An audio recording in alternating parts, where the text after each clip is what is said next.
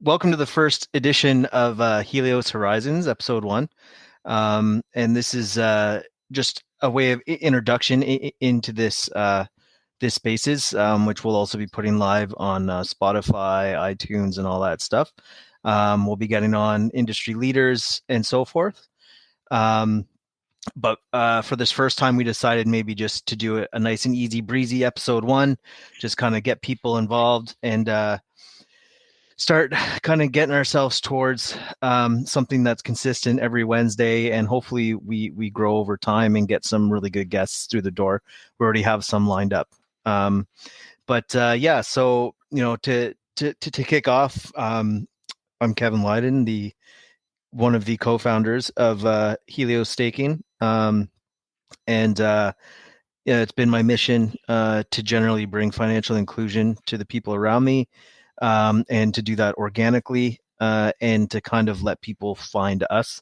I haven't been this massive shiller or sharing trade ideas or all that stuff. I just kind of play the long game with staking.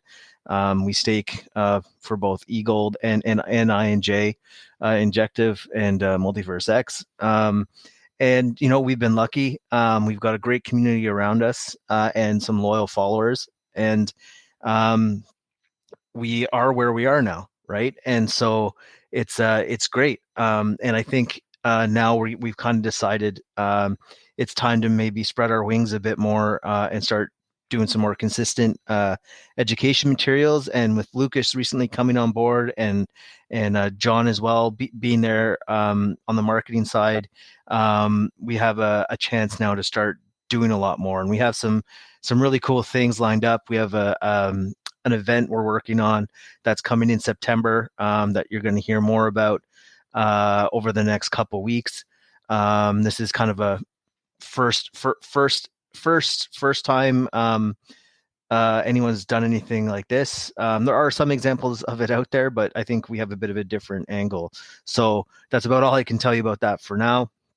And yeah, I mean, me and Lucas have been working on it pretty full steam, but we're kind of getting ready to start the marketing and start letting people know what this event is and what it's all about. I'd love for Helios down the road and in the future for us to start doing more events and doing more in real life events, that help grow adoption and show collaboration and educate people out there. I think one of the biggest things that's missing right now in the industry is in real life events, people working together, and interoperability. I see too much negativity and fighting between chains, and I don't see in real life events that are aimed at promoting adoption.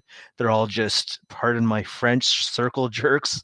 Most of them, of people going there showing how big their wallets are, showing how much money they have, and just talking in circles. So I kind of want to start doing events that bring in outside people, or people who've never heard of the blockchain. But we can get into that a bit more in a bit.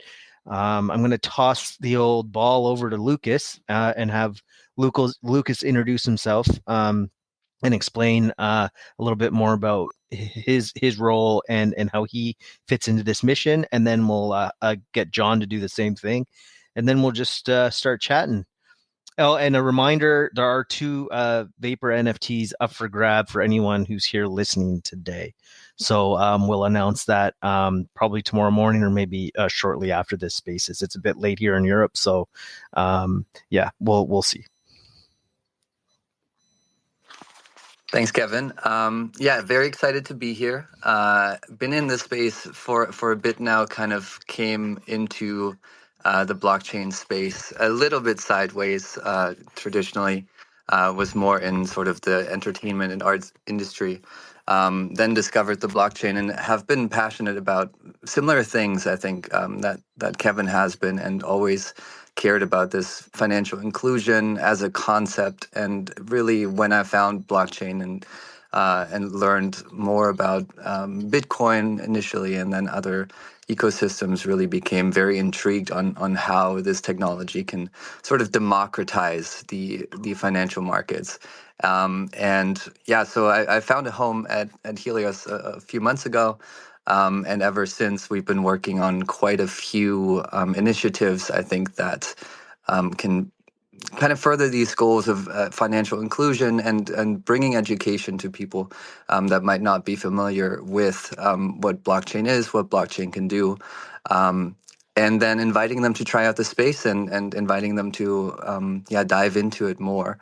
And yeah, so I'm very excited about this, because this really also ties in with that kind of trying to break the echo chamber a little bit, trying to bring education to everyone about different chains, about their capabilities. Obviously, Helios is not just on Multiverse X, but also on Injective. So there's two different ecosystems presented by default, but there is a lot more out there, and there's a lot of interesting applications and in real life applications, which is something I've been always very passionate about of the blockchain technology. So that's really something we want to highlight in this as well. Yeah, I'll leave it at that and let you talk about yourself a little bit, John. Yeah, no. So thanks for the introductions, guys. It's really nice to just hear a little bit more about, like, as I'm already familiar with you, but about your background, and just to share with people here and the people who might be listening. But personally got involved, obviously, from a financial sense. Like, maybe for a while I was thinking about, like, the concept of a type of money that was outside of the control of any centralized entity in Bitcoin. When I saw some of the things happening, like in the early 2010s, like the Arab Spring, and like I remember watching the TV and going, when people weren't necessarily accepting the governments that were in power at that time, I was thinking, what happens when people choose not to accept the money, or not to accept like money anymore, and what could happen with the financial system. And then obviously got into reading a little bit about Bitcoin, got into it around like a little bit more in the late 2010s, started maybe investing a little bit, or like storing a little bit of Bitcoin. And then was lucky enough to come across some great people, like Kevin, like yourself, Lucas. But I'm working with Helios here for about 18 months now, and just helping contribute to everything that's going on. I think the space as a whole, obviously, it was founded maybe upon like financial principles to transform the monetary sector.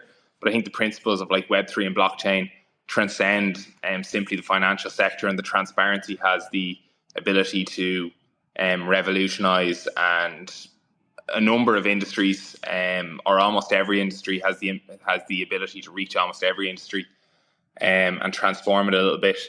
Yeah, and I'm just personally very excited to have the opportunity to contribute to everything that's going on. I think what Kevin touched on, there is probably a need for like a more like unbiased, objective, education platform, or more people spreading like unbiased and objective information to educate people about the power of Web3 and blockchain. And hopefully at Helios Horizons, that's something we can do a little bit going forward. Yeah, no, that's everything really about me. Like, I'm just happy to be here. I'm happy to contribute to everything that's going on. I'm learning every day. I'm happy to have access to these opportunities and to meet so many great people and have the ability to work on so many exciting things, and looking forward to more of it in the future. I suppose maybe something that struck me as the two of you guys were chatting, and maybe a question I might have for the both of you, is what are your personal highlights from being involved in the space over the last number of years? Obviously, Kevin, since maybe the mid 2010s, and then Lucas, I'm not sure exactly when you maybe got into the space, but since you got in, what are your personal highlights? You know, I'll start with you, Kevin. Crazy question. 2017, I think, started 2017 is when I got in. My personal highlight is actually throughout the time. My personal highlight was seeing the promise in ETH. If it wasn't for that, I wouldn't be here today. I was into Bitcoin, and then I started researching, and I got lucky enough just before the big blow off the top in 2017, early 2018. I was lucky enough to accumulate enough ETH and have the foresight to exit. at I think I got out at like 900 or something like that, and I bought it under 100, which is crazy. And I didn't buy that much, and I wasn't, this rich guy or whatever. I think it was like $400 or $500 or something. But I managed to make quite a nice little egg. And then one of my highlights is actually a sad story, but it actually turned me again into the person I am today. Was the ICO boom. So right during this time, there was the ICO boom, and I invested in a few with my winnings and my profit made. I kept some, and kind of set that aside for dips and maybe longer term. And I bought one coin. I'm not going to name names. And I lost it all. I lost a lot of it. And then I lost on another one, and then I was like, okay, here we go. This isn't all what it's cracked up to be. And so I started learning some hard lessons really quickly. And I started realizing, I kind of blindly aped in on some of these. And after digging into some of them, they were lying. It was total BS and all this stuff. And I should have known to research. And so I still had about half of my profit from ETH. And then I started kind of doing research, and thinking about things on a bit of a longer term. I started buying a little bit of ETH every Friday, the same amount, regardless of price. Started DCAing and started taking more sound long-term investment approaches. Started doing that with Bitcoin as well, and save some money for the side in case of any major black swan or whatever. But the highlight being this bad story. And the reason being is I learned to research. And what did I find? I found Elron at the time. I found Matic as well. In fact, I was kind of drawn into the IEOs on Binance. I was very skeptical, but I started reading about them, and I started researching kind of their white papers, really researched the teams, and decided I was going to take a punt on a few of the IEOs. The one in which I did the most was Elron, ERD. And I decided then, with the chunk that I did have, to get into what's now Multiverse X. I dollar cost averaged, and then eventually, with my skill set, was able to set up a staking agency, got the attention of the team, and became a Genesis partner and validator, and long-term partner of Multiverse X. But the key here, and again the highlight, which is actually a bad thing that turned out to be a super positive thing. I think the point I'm trying to get at here is failing sometimes has a silver lining. It sucks at the time, and yeah, you might lose money, and it might feel really bad, but you can pick yourself up and learn from it. And if you feel that there is promise within the industry that you're investing in, or whatever you're planning to do, then you just chalk it up as a learning experience, and then move forward in a positive manner. And that's why it's probably my highlight from the early days. And then obviously after that, my highlight would be when Multiverse X, well, Elron took off, eGold took off, things blew up out of proportion. I went from being just a normal, struggling human being, to all of a sudden having this staking agency and, a fairly nice wallet. And it was a huge highlight, but also came with a lot of lessons as well. So yeah, and then after that, I don't really know what else after the big eGold run up to 500 or whatever. I don't think I'll ever feel a high like that again in this space. I hope to, but I mean, going from a few $100s in 2016 to quite a nice amount in 2021, maybe, was it? I don't know. That's kind of it for me. But yeah, just failure is a gift, and if you learn from it, you can end up you can end up being stronger and better than ever. And going long is always the right move. Yeah, no, I'd agree. Like, in terms of just the thing that I probably am most grateful for in being involved in the space is just the level of like personal responsibility that it has taught me to have, just in terms of like the self custodial aspect, like the irrevocability of transactions on the blockchain, and like needing to manage your own funds safely, securely, and ultimately having to take responsibility for anything you do, has taught me a lot, like, about myself. It's transcended even like the financial aspect of things. So that's something that has probably been a highlight for myself. And if I was to reframe the question even for yourself, Lucas, like, taking away even from like financial things, like as such, what is, like, say, was there any events, any highlights, any things that stood out to you, or things that you're excited about, if that makes sense, going forward, in the space? Yeah, the funny thing is, I was listening to Kevin. And it was like I never really had that experience because I'm obviously somebody who's never taken profit. So I got into the space in like 2020, right? And so whatever you bought at that time like went up a crazy amount. And I was just like, okay, that's cool. But I always thought of the investment as having roughly like a 5-year horizon. And so I never sold anything. It was like, oh, this is nice. I like that going up, but it didn't really matter. Um, and so for me, it was never really like seeing a number go up or something like that. For me, it was always very interesting to see sort of the community around it develop, and also seeing the opportunity, and I mean specifically economic opportunity that it brought for a lot of people. And then I think I started thinking about like how to use this technology in the real world pretty early, because everything that I saw out there was just a casino in one way or another. And to me, the sort of everything that wasn't a casino was interesting.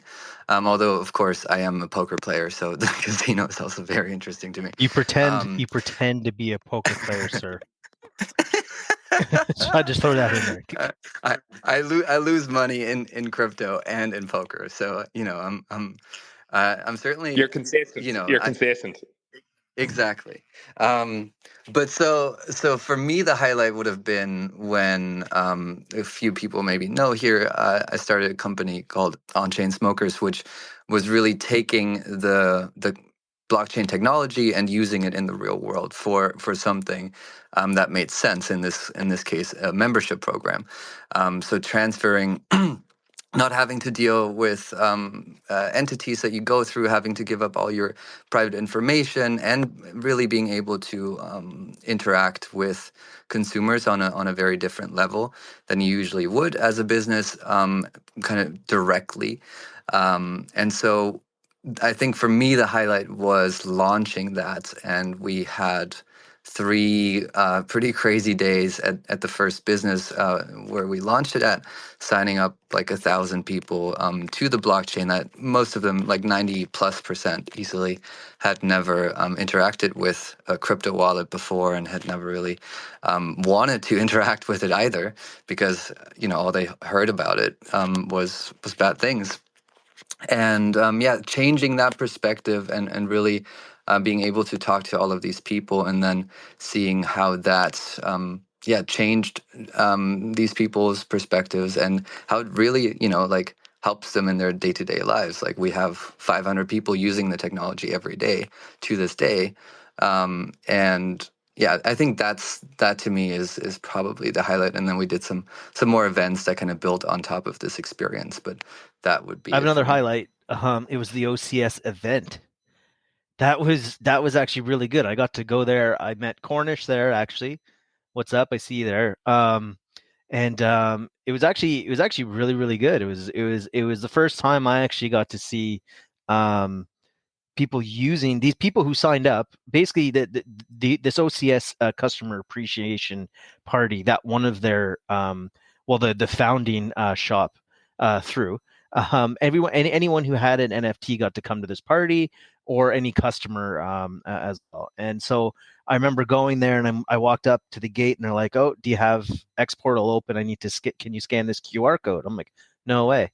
So here I am, and they don't know my name, they don't know anything. All I had to do was scan in, and then it's like, "Yeah, cool, you're in." And it only took 6-7 seconds. And when I was in there, I saw people getting notifications on their app, winning prizes, direct push notifications. It was amazing, and it was the first time I actually saw something like that, and I got all into it. I even jumped behind the booth for a while as an OCS, put the OCS T-shirt on. Had tons of fun and met so many cool people in the community. And I think that's when a lot of things started clicking in my head about, we're missing a trick here, and I remember, I left, I came home, and it was Sunday, and I was pretty wrecked. I mean, my head was a bit groggy for various reasons. Wink, wink. And so but yeah, and so I came home, and I couldn't shut up to my girlfriend about it. I was just telling her, "Oh my god, oh my god, oh my god, this is amazing." So I actually sat down at my computer for 3-4 hours and wrote, like, basically this manifesto on the whole thing. um and um and shared it around to various people, the team and whatever. And it was at that very second I realized the only way forward with this space to gain adoption is to find people who have never touched a crypto wallet and find out something that they need that benefits having a crypto wallet. The one I've been saying even before the OCS thing is, imagine a mother who, or a mother, even a father, but let's just go with the traditional paradigm here, who just wants to give everything they can for their kid, and especially at Christmas, maybe an extra present, or a holiday, but because of bank fees, because of all these other overreaching things, they're a bit strapped. But if you could reach some of these people and explain to them, "Oh, did you know you could download an app that will save you, you know, 40, 50, 60, 70 euros, dollars, whatever it is, a month in fees, and you can start interacting and getting, cash back, and loyalty programs, and all this stuff. And at the end of the year, you'd have, an extra 600,000, whatever, to spend on your kids. You reach that demographic, and mummies talk, daddies talk. Let's just go with people who have kids. They're in these groups, and if they're saying, "Oh, did you see this? I'm actually going to have about an extra $1,000 to spend, and we're going to be able to go on a trip as a family. I didn't think we'd get to do that until the kids got a bit older." Or, there's all these different things. And like, that's just one example, right? And OCS was kind of the nail in the coffin. That event was just like, wow, adoption is possible if we give it to people, if we show people that if they use it, they benefit. Like, it doesn't have to be all about, shilling coins, meme coins, DeFi, and financial this, financial that. We're in this, like, financial whirlwind of crypto right now, and it's actually ignoring the fact that what it's really built for is decentralized, GDPR or privacy compliant, um, uh, peer-to-peer interactions. Right. And why aren't we focused on that? And instead, it's just all about coins, making money, and degen stuff that, unfortunately, I believe needs to start taking a back seat if we're going to actually take this industry seriously. No, just even in terms of like that kind of like B2C like interaction, in terms of, if you think of like probably the biggest challenge most like businesses and even most consumers have with businesses right now is how like they manage their data. Or that's one of the biggest concerns. And if you think the NFT is almost like that pseudonymous layer where people can prove they are a member of something, or they can prove they have a vested interest in like the success, or aligned interest in the success of a certain business. The business can reward them with certain like tokenized rewards, and even then the ability to trade those tokenized rewards. So the ability for people to like sell airline points at the going rate, for people to sell reward points at the going rate from certain businesses. Like, it's just going to revolutionize the entire concept of like business loyalty and like the reward point system, or the business consumer loyalty system, if that makes sense. And I think on Multiverse X at the moment, I think like Inspire are building something interesting in that regard. They partnered with a lot of large companies over in Romania, so it's going to be very interesting to see how that maybe develops. And I see, Lucas, you have your hand up, man, so feel free to chat. I don't have much more interesting to say. Well, I just wanted to emphasize that too. Like, I think we've seen a major development towards useful applications and user-facing applications. I think at the time when OCS launched, it was completely revolutionary in a sense to see blockchain integrated with like real life stuff. I think we were one of the first companies to actually actively think about that. But now with Inspire and there's some other really cool initiatives. I mean, we launched around the same time. I think we beat the Starbucks now sunsetted system, loyalty system, by like a month or a few weeks. But a lot of these sort of natural use cases of blockchain have become more commonplace. It's still, I think, the chatter is still too much focused on like number go up and all of this stuff. But I think we've reached a point where people have started considering the real life implications and the real life use cases that this can have. And maybe this is a good time, Kevin, to kind of also talk a little bit about, not in detail, of course, yet, but like the initiatives with Helios and like this education and different use cases is something that I think is something we really want to highlight through this series as well. Yeah, for sure. Well, the initiatives, there's collaboration is going to be a huge one. Working together for a common goal, because when one of us win, we all win. And if we work together and stop casting stones, anything is possible. So that's one of the first initiatives. The next initiative is adoption. And how are we going to do that?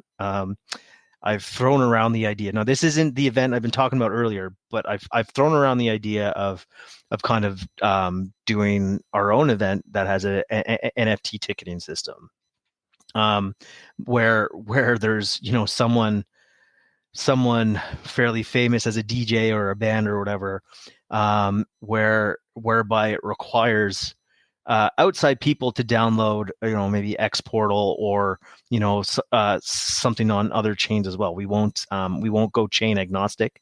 We'll allow some form of maybe 2 or 3 chains to be able to take part in something like this. This is something that I've been thinking about really hard about, and again, that was from the DOCS stuff. And if you think about it, let's say I don't know who's fun and cool to see. Let's say Snoop Dogg, and not saying I'd get Snoop Dogg, but I'd love to see Snoop. That'd be amazing. But like, he's probably way too expensive. But let's just say, because Snoop Dogg's a big NFT guy anyways, right?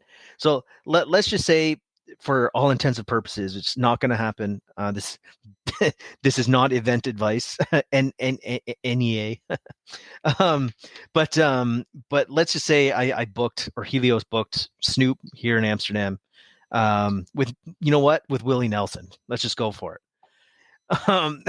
Two of them, boom, reunited. What a combo! What a combo, right? It'd be amazing. So let's just say that's what happened, right? So basically, what I would do would release a ticketing portal. It'd be the first time we'd release it. It would be NFT ticketing, whereby you have to download the app. Download one of 3 apps, or maybe we have our own DApp that connects. Who knows? It's semantics. You hype it up, obviously, and let's say it's for 10,000 people. You don't do any whitelists. You don't do any of that BS. And you obviously sell the tickets. And boom, that's probably you're going to get a solid, like it's the demand to be out of this world. And you're just boom, one event. And then inside the event, and this is again from OCS, is you get push notifications for various deals. Maybe the taco booth, by being an X Portal user, is giving everyone 10% off for the next hour, right? Or if you pay in INJ over there, you get 5% off. And or maybe it's crypto only at all the vendors or the beer and all that, right? So now all of a sudden you're creating an economy within there. So it's a very, very, very powerful idea. And you don't have any crypto boosts in there. You don't have anything about, oh, come buy my coin, no shilling, nothing like that. That is not the intensive purpose of this event. The event is to get people who don't have crypto apps to come see Willie Nelson and Snoop Dogg, like plain and simple. And then all of a sudden people will be like, oh, this is really easy. I didn't even have to give my email or name because it's all peer to peer. So next thing you know, actually they probably would have to, but anyways, let's just not get into that. But next thing you know, you have a business model, and then the following week, I get, I don't know, Shania Twain and I don't know anybody. Wow. Who? Seal. Shania Twain and Seal. Imagine that. You know what I mean? Just like and then it's just like it's a crazy big, hairy, audacious goal and idea, right? But these are the ideas that are going to bring people into crypto and see the value of it. And NFT ticketing, it's out there and people are using it, but they're not creating a demand. They're not creating a product that is forcing people to want to use the NFT ticketing app. And that's why you got to do something as bold and audacious as Willie Nelson and Snoop Dogg, right? I think I have a new goal in life. When? No, I think what you're saying is like very clear, and I think the overarching principle is that like Web3, blockchain, cryptocurrency, digital assets have to be presented to the obvious as the obvious solution to something that is people want. And it's clear that there are obvious solutions that can present, and we just have to bring more of them to the mainstream and make the mainstream more aware that they exist and integrate them in such a way that people begin to understand the power they can bring, if that makes sense. Yeah, I think it's all about this first time experience, right? Because that's the biggest sort of hurdle. If like for me, the reason I even got into any of this blockchain stuff was using Bitcoin just seemed so impractical. I was like, this can't, people talk about this as if it was the future of anything. And here I am like trying to like write down number letter combinations that are like 30 digits long, and then I wait for something for hours, not knowing what happened to it, and see if it arrives somewhere else.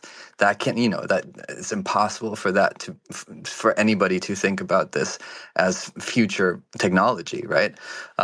So that's how I got into it, and I think then finding things where it's like, oh, you can actually transact in seconds, in fraction of a second sometimes, with people around the world and use it in different ways. And then finding out like all the stuff, all the composability of blockchain applications that you can build on top of this stuff. And I think really giving people this first experience and having something like, oh, this makes sense. I can use this. It's not just like some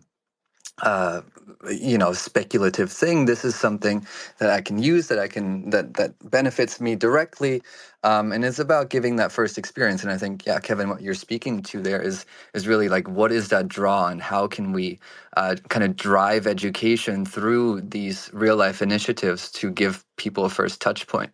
And I think that's something we're doing there. And I can't wait for Snoop Dogg to show.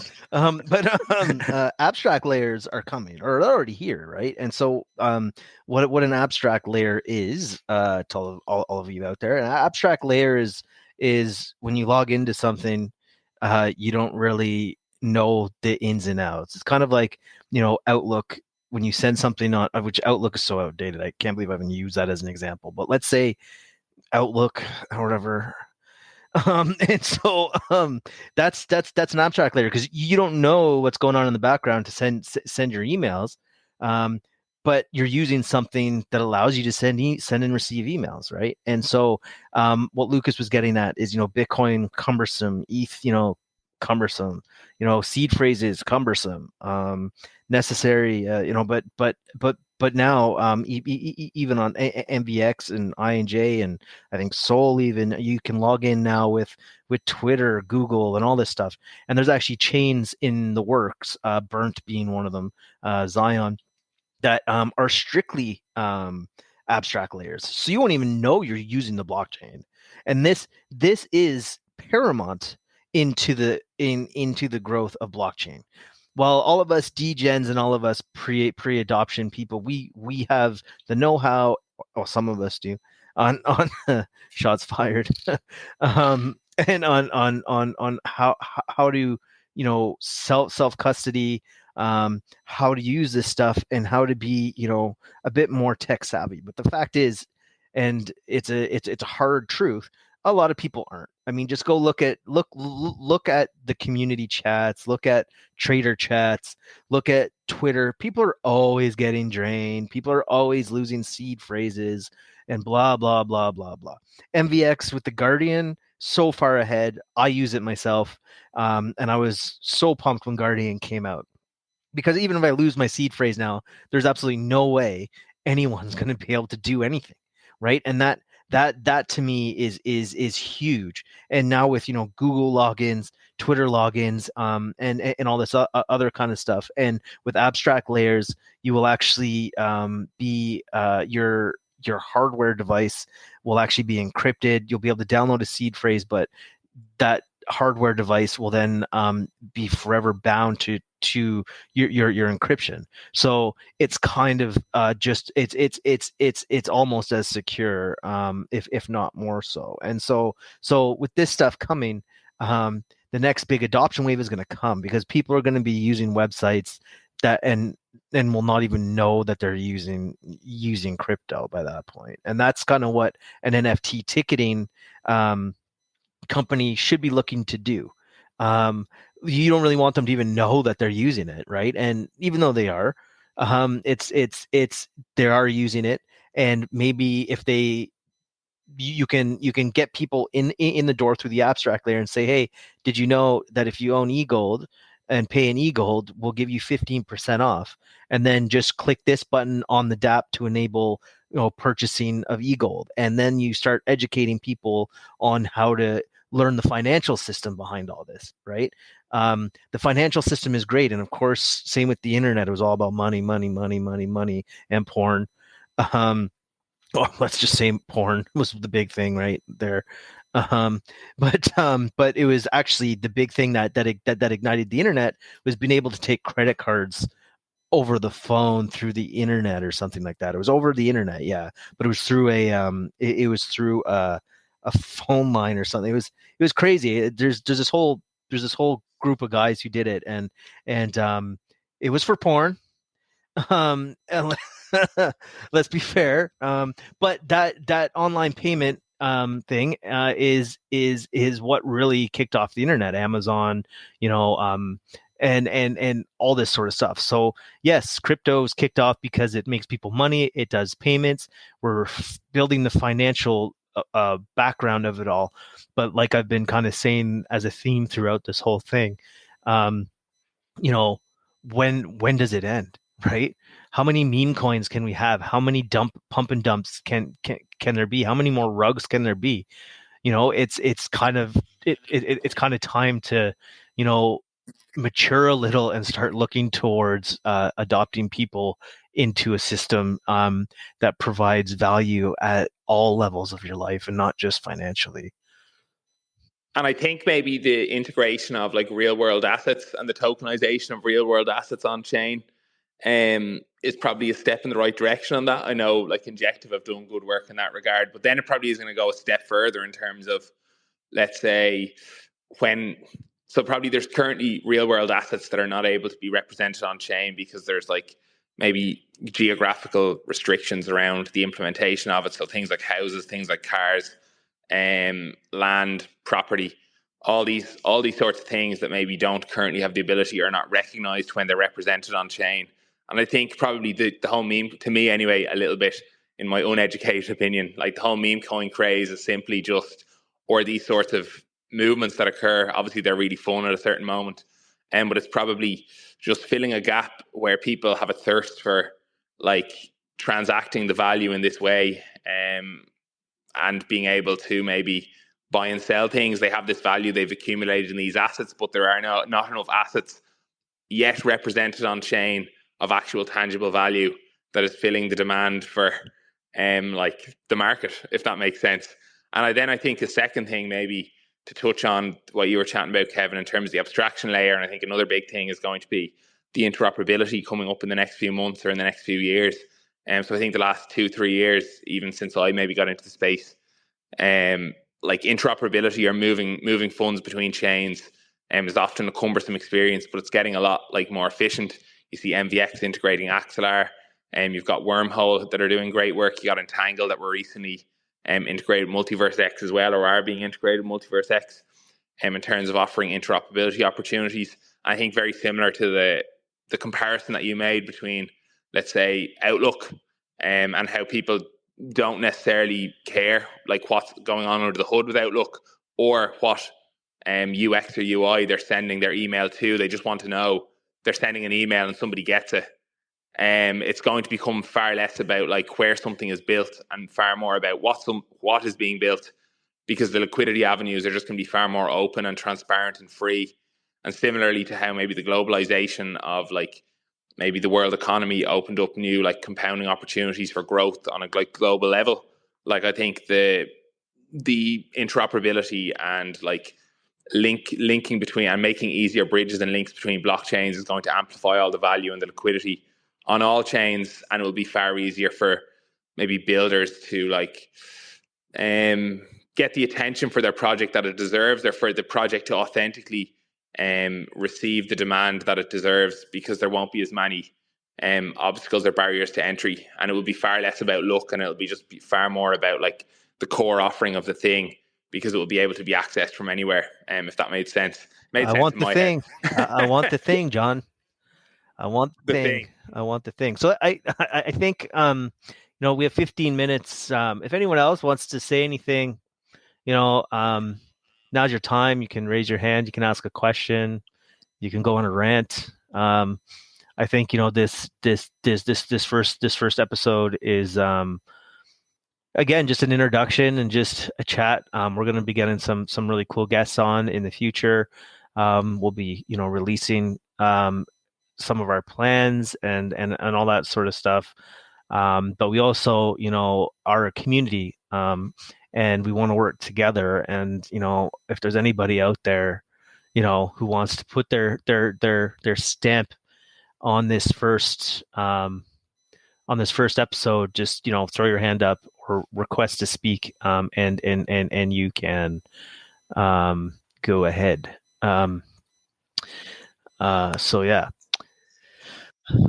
I'll bring it back, Kevin, if I may, for a second. Basically, what we've been touching on the past 15 minutes or so is all the stuff that we will talk about in future episodes. This is what it's about. We're talking about like how to drive adoption, what the technology can actually do, how we apply the new system that we're able to develop and be a part of in the real world and in the financial world to expand financial inclusion for people who don't have it, to really dive into these use cases, to talk to people who develop those use cases and do great work in the blockchain Web3 sphere, but also beyond. So if there's obviously AI is a big topic at the moment. Things like that is all things that you'll hear over the next episodes here. We'll do it weekly, so there's going to be a lot of great guests. I just wrote down three more while you guys were chatting because they came to mind that we'll request. So yeah, really looking forward to having these conversations and kind of diving deeper into each of these topics that we touched on today, in turn with people that have a great grasp on what's going on in these individual verticals. Let's say, Adrian, what's up? Hi guys, just wanted to pop in and say hello and congrats on the initiative. Like what I'm hearing, so I do agree that I think there is a lack of, I don't know, inspiration or people talking about real life use cases that blockchain can help and optimize and improve and stuff like that. So I would really like if you guys can touch more and more on this and inspire other people to think differently or think of other solutions. So that's great. Yeah, and by the way, if anybody ever has like a suggestion for a topic, something to dive into, we have a bunch planned out already. But Adrian, like if you know a great speaker or know of someone or a topic that is worth touching on at some point, let's keep the conversation open, and we're always open to I feedback. really had a interesting experience today. For example, I was talking with some friends about zero knowledge proofs and stuff like that, and they were saying, "Oh, what's this? What's the point of this? Blah blah blah." And once you explain a bit, oh, if you go to a pub and you don't give your ID, you just show something, and they confirm that you don't leak your data and everything gets resolved in the background. That's a pretty nice use case. And then they were sort of, oh, I didn't thought about that. Or you can apply for a mortgage without giving your bank statements for the last 3 months. Nobody cares. You can prove yourself on chain, which is hopefully in my lifetime we'll get there. I think we will. I first off, thanks for being here, Adrian, and I've seen you around a bunch, and I like that you're here engaging and all that. I think that we definitely will get to a point where you can prove yourself on chain, and that collateral and that persona itself will be enough to get mortgages, prove who you are, KYC at a peer-to-peer level. One thing there though, and this is the big question is regulation, right? And questions like that are for purists and degens alike, a question around proving your identity on chain is against the whole point of what Bitcoin and crypto was initially set up for. And I think there's a bit of that there, and that'll always be there. But the blockchain technology itself, for those who choose to use it in the manner in which you're speaking, will be there, and I hope it will be there within my lifetime too. Thanks for that. That's a really good example. It's kind of separating this anonymity and the original crypto design versus the blockchain technology and on-chain technology itself. They're two different things in my opinion, and they can live together. You just choose one way or the other. It's just the way it is. So yeah, thank you for that, Adrian.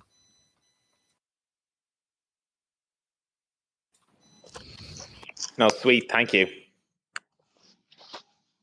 Anyone else like to come on and have a little chat? Or else you'll just have to listen to us three for another 5 minutes. I'm not sure if anyone wants that anymore. Oh, it's fine. It's fine. I can talk forever. It seems right now. I guess you caught me at a good time. I'm a night guy, and so usually, and so I tend to be a bit more inspired around these times, I suppose. In the mornings, even the guys can tell you, Lucas and John, in the mornings or midday I can be, a bit more not nice or just a bit more groggy, and so Lethargic. We'll go with lethargic. Perfect. That's the PC way to not offend me. Um, Well, maybe Kevin, we can tease a little bit. We talked a little bit about what we were planning. Obviously, sort of like community events, cross chain stuff, IRL applications, um, then the work on Injective and Multiverse X that we're actively driving through some initiatives at the moment. But yeah, what's sort of the what would you say, kind of the idea? Where do you want to take Helios in the next year or next so, year or and so, how does that what do I tie in want to with take this? you Yeah, or yeah, yeah. well, You can talk for another. I'm just giving you a reason to talk for 5 minutes. sure. Helios, yeah. Well, Helios is something that I first off never thought it would get to where it is today. So to try and think about where it's going to be in the future sometimes is a bit tough for me. However, I do know that through thick and thin, the organic reach and the education and the waning the undying support of some of you out there has kept me going. And I hearing some stories like there's that zany guy from New Zealand, young guy who's just compounding, and like these stories are just amazing. So in the future, I'd like to hear more stories like that. I'd like to know that Helios was helping people. I think that's really the only real goal here for me is to kind of start shedding the noise and bringing the education there and showing people the long term the long term benefits and giving people a shoulder to cry on if they need it, and helping them help pick them up and show there is another way,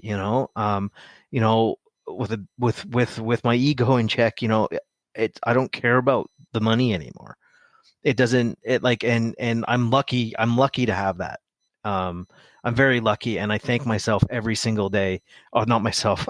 I think I think I think whatever, whatever. I'm not really overly religious, but I just, I thank whatever karma, whatever energy, or whatever it is, to be here and to be able to shed my ego. And that's kind of contradictory, but just let's just go with it for now. And then really truly try and help Vapor Republic being one of the examples. That to me was something that I hold very, very close to my heart, and something that I can see as helping people and allowing people. And yes, it's a financial thing, but it is strictly community. It's strictly a community project, and it's governed by the community, and it's and there is no hands in the pie, and there is no look how awesome we are, and check out our wallet or check out this or this and that and the other thing, right? It's sickening to me now at this point, the amount of just flexing and all that's out there. And I guess the ultimate goal is to just show people there's a different way. Are we gonna are we gonna go viral? Are we gonna get shilled?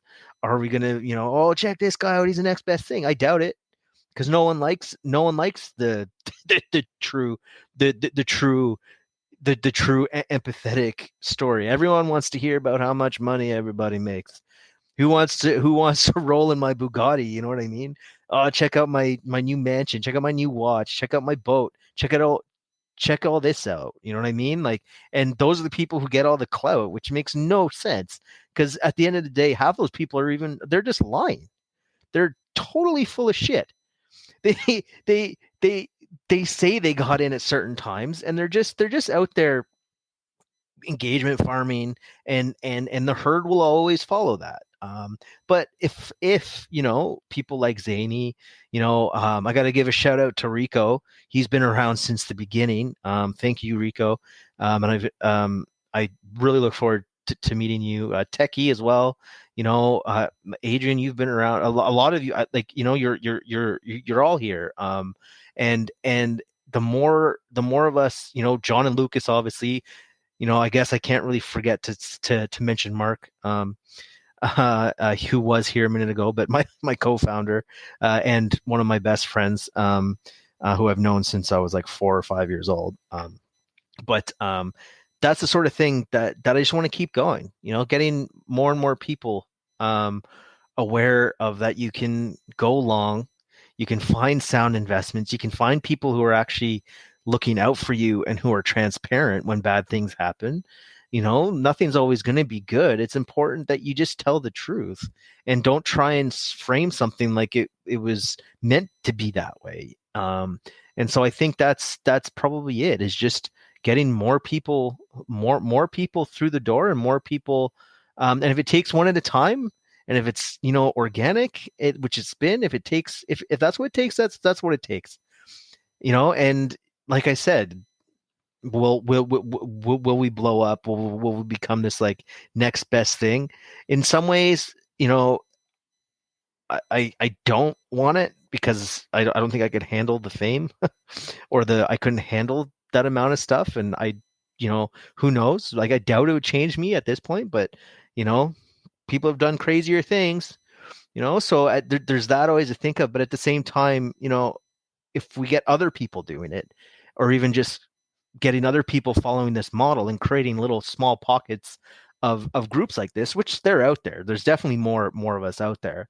But if we get more little pockets of this type of vibe, then yeah, I think we'll have succeeded. And that's what I want. I don't want anything more, and I want us all to be there, watching Snoop Dogg and Willie Nelson together.